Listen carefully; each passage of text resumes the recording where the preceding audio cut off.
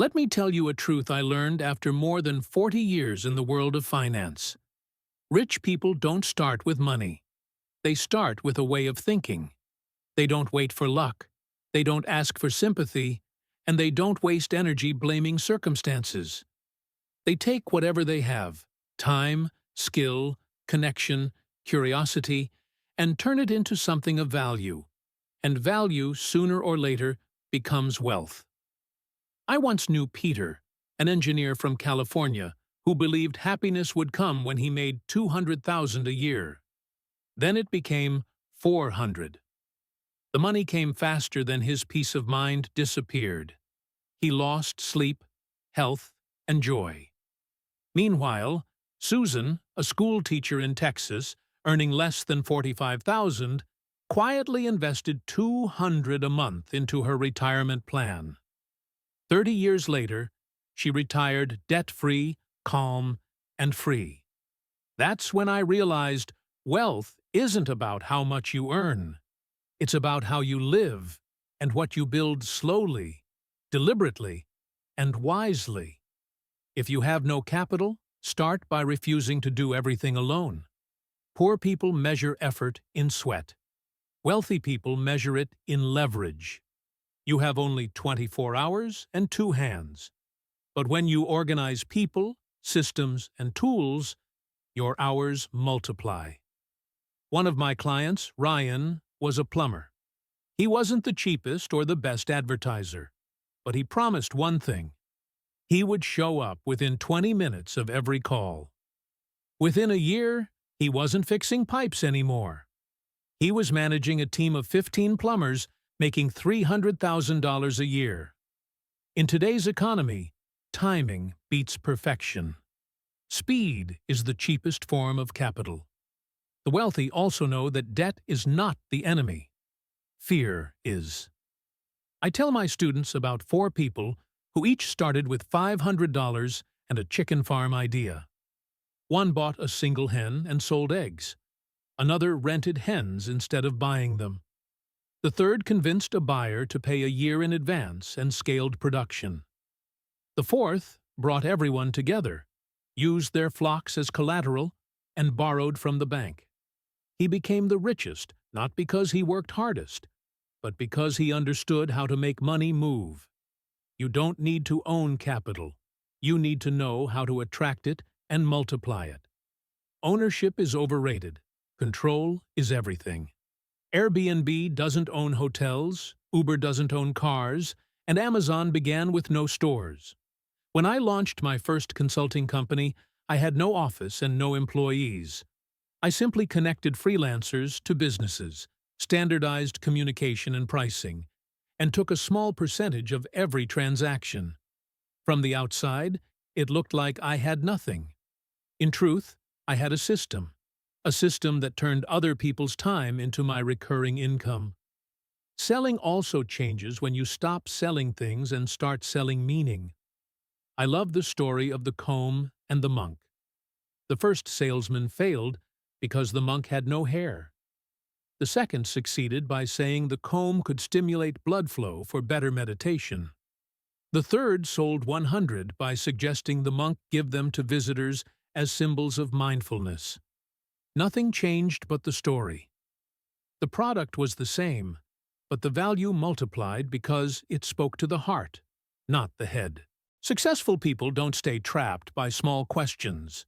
A CEO once asked 4 candidates, "If I gave you $1, how would you feed 100,000 people?" 3 said it was impossible.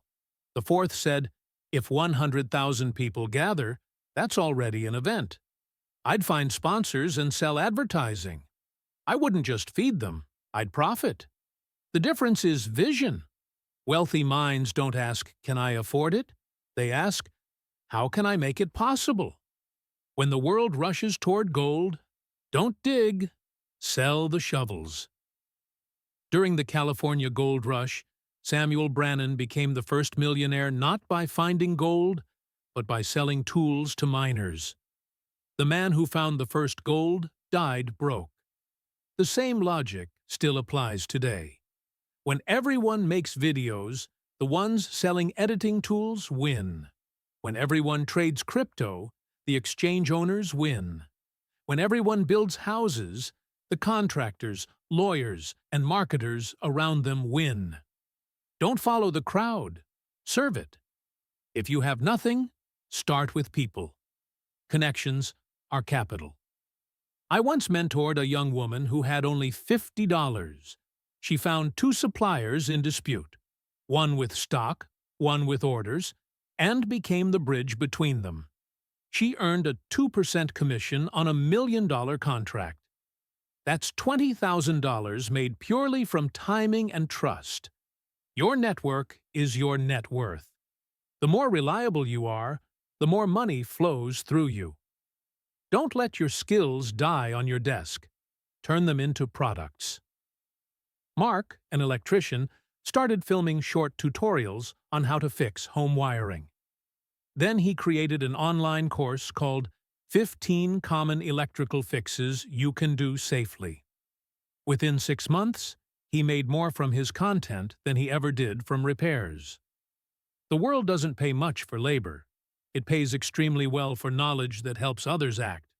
Do it once, sell it forever, and let your time compound. And never underestimate the invisible currency, your energy. You can't attract money when you're drained, distracted, or resentful.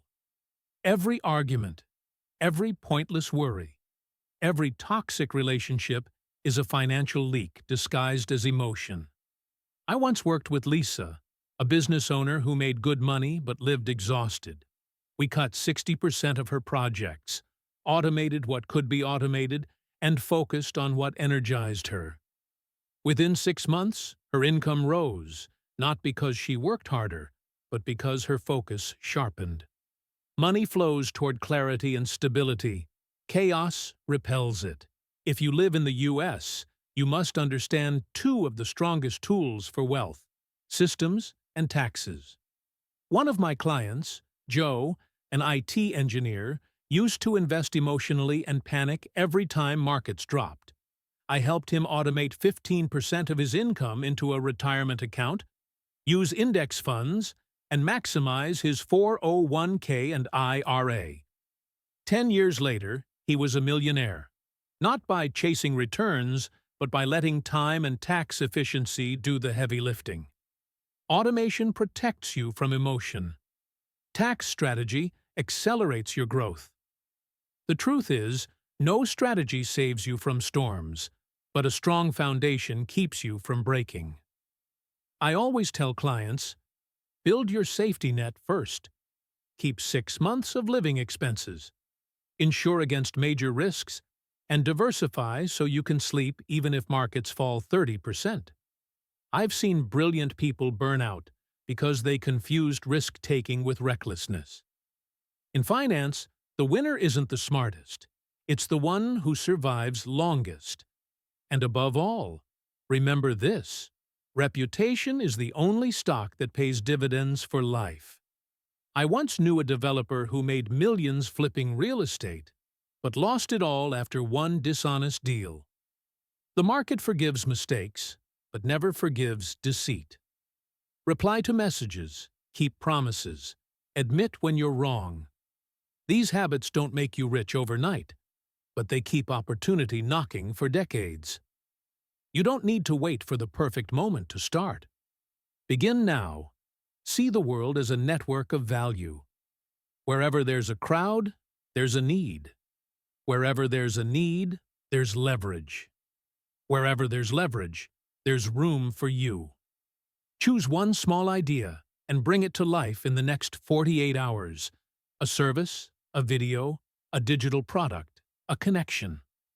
Don't fear failure. Fear doing nothing. When you act with consistency and direction, money starts trusting you. Wealth isn't having more than others. It's being at peace enough not to compare. It isn't about controlling everything. It's about knowing you're moving in the right direction.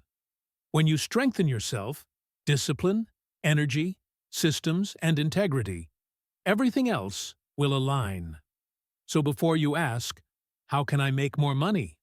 Ask, How can I become the kind of person money wants to stay with? When that question changes, your entire life begins to change with it.